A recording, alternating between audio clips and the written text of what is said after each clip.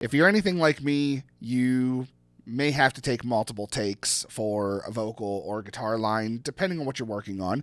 And once you kind of get everything cut together, how do you go from there? Do you merge everything or do you bounce things and be able to work with it there?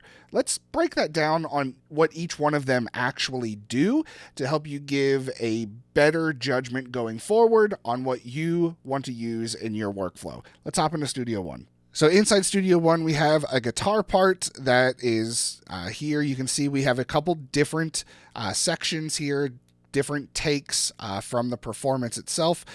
This one in the middle is actually muted. We have some crossfades here as well, and we have a fade out at the end of this section.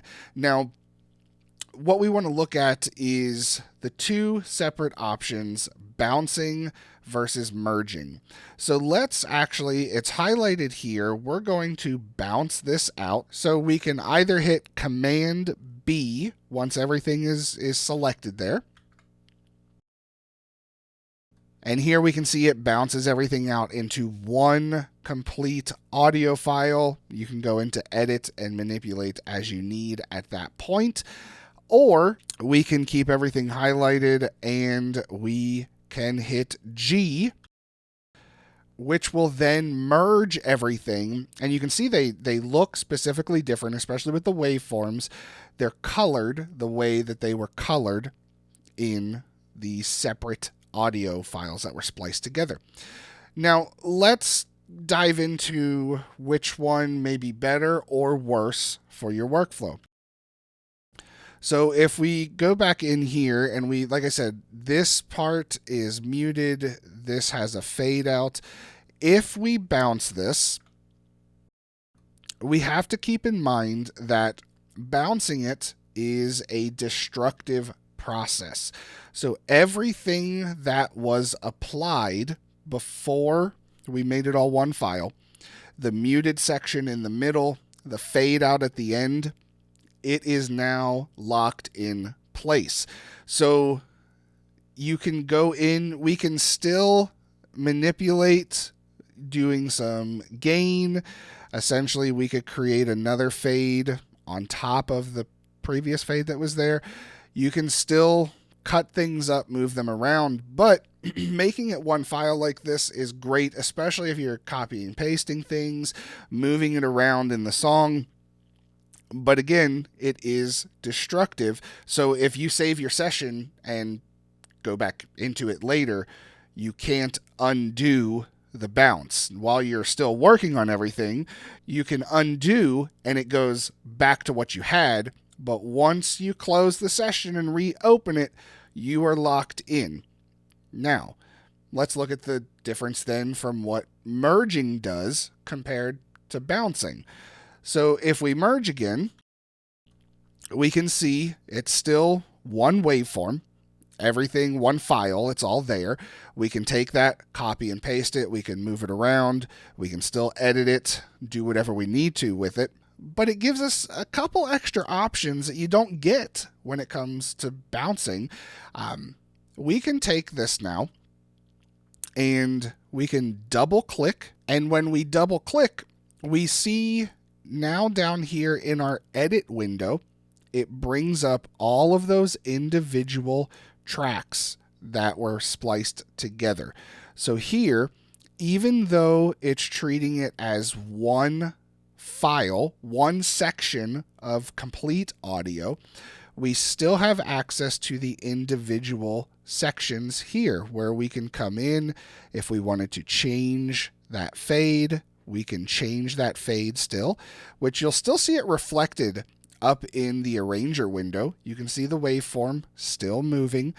So it's showing the reflection of what's happening down here. Now, the one thing for this one, it is now showing that it's not muted anymore, which you can come in and adjust the gain, bring it down. You could mute it within. You can still manipulate how you need to and mix and edit how you need to. But going through and merging still gives you the option to adjust those splices that you already had in there, those edits that you already had. Now, one thing to keep in mind as well, with bouncing being destructive, it bakes in everything that you've already done edit-wise. Now, plugins and production, that you can still change, but once saved and out of the session, it's set. In merging, it still gives you those options. One thing to keep in mind about merging, if you have specific things that are happening on, one part of that spliced section, one part of that edited section, let's say it's a vocal and you have Melodyne on that one little part because there was a note that was just slightly off.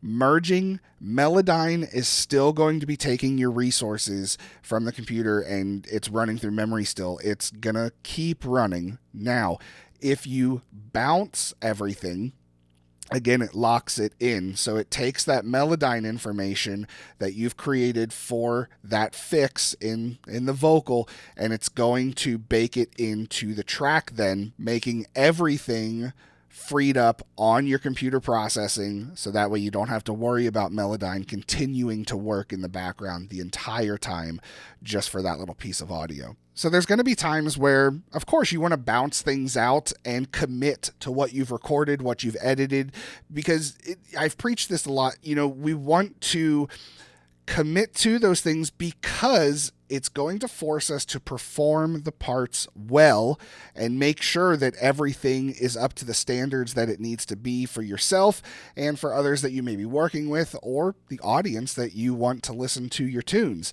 There's times, though, where merging may be the best because then you still have some options to mess with those individual splices. One thing I would suggest, though, is don't get hung up so much on those individual sections that you start to lose sight of the entire tune. Keep everything in context, mix in context. When you start focusing on little things, you can make them sound great, but when everything else starts playing, it might not be the result you're looking for. But let me know what you guys think about this down in the comments section. Do you normally bounce, or do you normally merge, or do you use both? Hope you guys have a wonderful day. We'll catch you on the next one. Until then, go record something. See ya.